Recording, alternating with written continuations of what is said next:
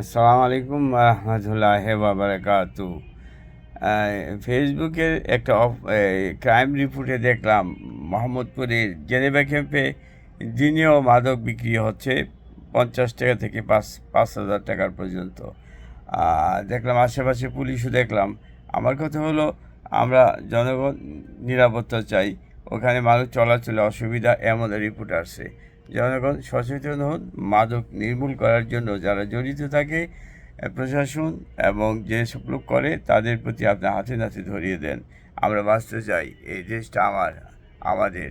আমরা চলে গেলে আমাদের প্রজন্ম থাকবে, তারা যেন মাদকহীন এই আপনার দেশে থাকতে পারে, এটাই আমাদের কামনা।